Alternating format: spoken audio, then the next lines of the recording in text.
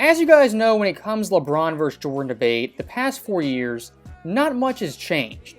And with that being the case, the media, as well as LeBron fans, have to move the goalposts, change the standards on nearly a daily basis. The latest example of this, the 2024 Olympics. As all of a sudden, out of nowhere, gold medals, Olympic MVPs, they matter so much. And with LeBron getting his third gold medal, one more than Jordan, it has the fanatics, the delusional, coming out of the woodwork, pushing LeBron propaganda harder than ever. If you were starting a franchise tomorrow and you could pick any basketball player in the history of the game from their rookie year to lead your team, you take LeBron 10 times out of 10. And at that point, that just makes him the greatest basketball player to ever play the game. So stopping it right there, this guy's entire point off the bat is putting LeBron and Jordan in some hypothetical draft where he's the GM. And it's one of the weirdest kind of contortion subversions of the GOAT debate. Because look, when debating two players, look at the numbers, the big time moments, the accolades, look at the whole body of work. For this guy, he does none of that. Just wham bam, hypothetical draft, I'm taking LeBron 1. And even worse than that, his reasoning taking LeBron number 1 is highly flawed. As looking at LeBron's career, what's one common through line? This guy is not loyal, will leave your team at the drop of a hat, whether you have superstars, all-stars, or no hope around him. Does not matter. LeBron James is loyal to no one except himself.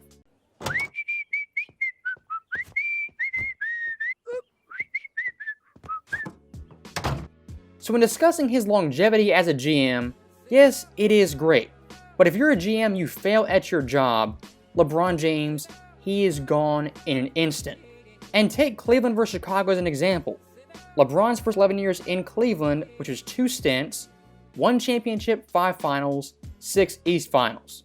Michael Jordan, Chicago, first 11 years, 4 titles, 4 finals, and 5 Eastern Conference finals. What you get in Michael Jordan is a guy who won't quit, is loyal, and doesn't require 5 All-Stars to win a single championship. And I can already hear the naysayers. Well, you know, Jordan in Chicago had much more help. He had Phil, Jerry Krause, a great coach and GM. And that's a fair point. But LeBron James in South Beach, with the exact same help, stability in the front office and with coaching, what did he do in 2014? Left the Heat high and dry when the going got kind of tough. This stuff is hard.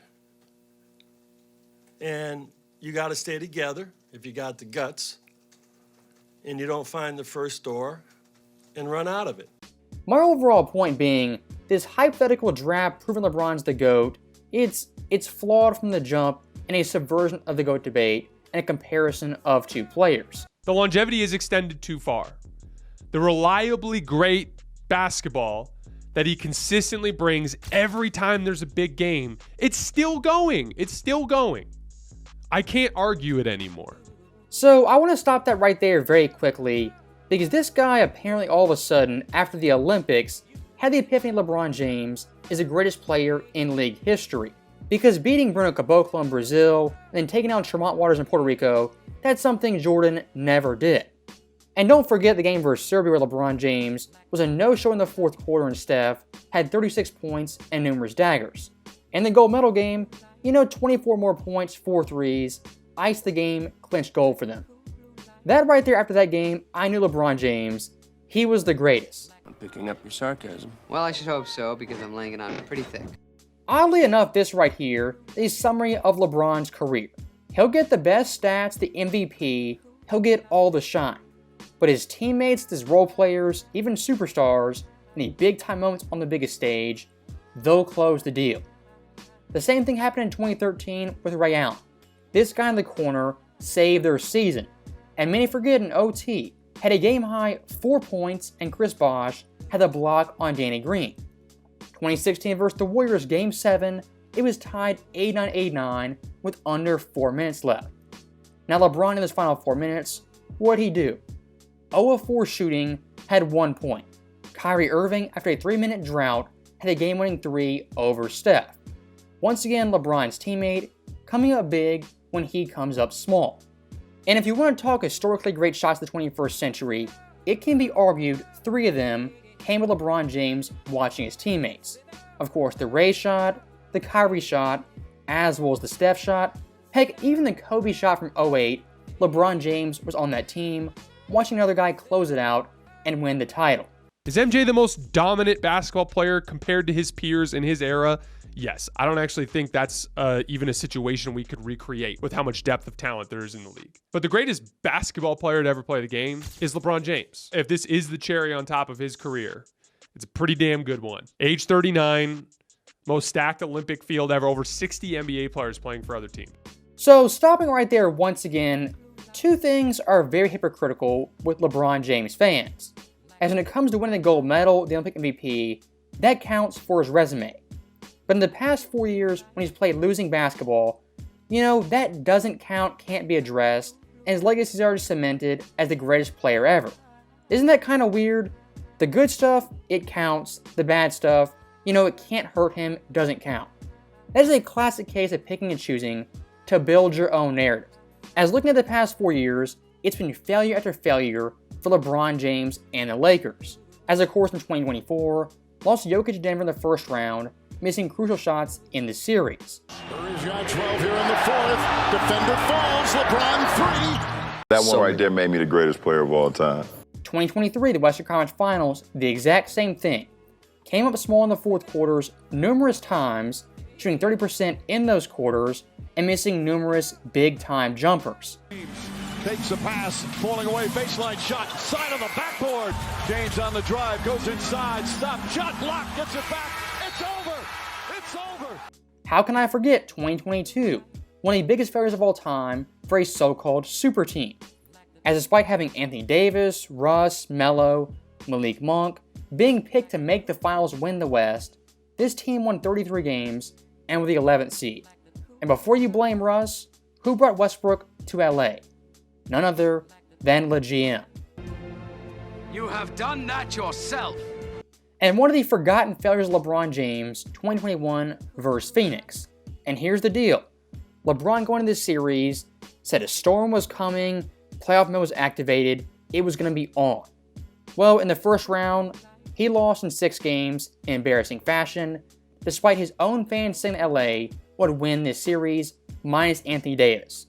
I don't think they need Anthony Davis to beat the Suns.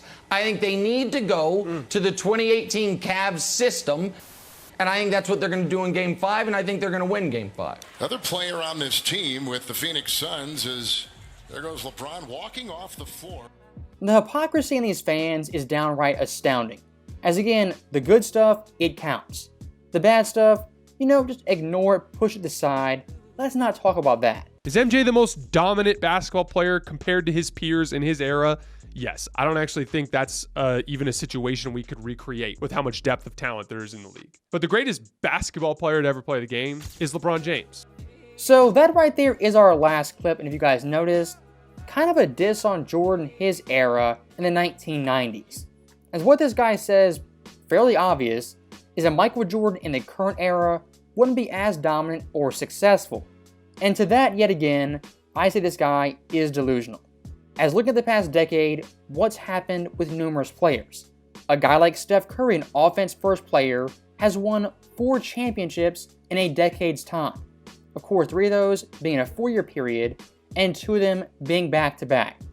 If Steph Curry is a one-way player, not a defensive force, and win 4 championships in a decade in the LeBron era, what would Jordan do? And if you want to talk accolades, MVPs, someone like Nikola Jokic, rightfully so, has won 3 of the last 4 years. And ask yourself, why is that? He's not just talented, puts up great numbers, but he plays games, does not load manage, and rarely if ever misses time. And if you want to talk dominated conference, LeBron 2011-2018 dominated the East, which is extremely weak. You put a prime Jordan in that East, he's making the finals every single year. And if you give him D-Wade and Chris Bosh, a loaded Heat team, he is not losing the 2011 finals.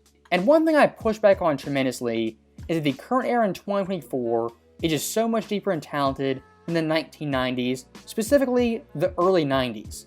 As in that era, it was absolutely loaded. You had guys like Magic, Bird, who were still All-Stars, MVP candidates, Karl Malone, Drexler, Ewing, Robinson, Mitch Richmond, Hakeem, Scotty, Hardaway, Stockton, Isaiah, Joe Dumars, Mullen, Shaq, Rodman, Dominique, James Worthy. The list goes on and on and on. Guys who were All-Stars and future Hall of Famers in that specific era. And what did Jordan do in that era, 91 to 93? He won 3 straight championships and 2 MVPs. So that right there is the end of the video. And when stacking up LeBron fans' arguments why he's the greatest of all time, this guy's right here is at the bottom of the barrel. Some hypothetical draft, the Olympics, longevity, I mean just utter nonsense, utter trash that is so easily debunked. As always, thank you guys for watching, hope you enjoyed it. I'll see you next time.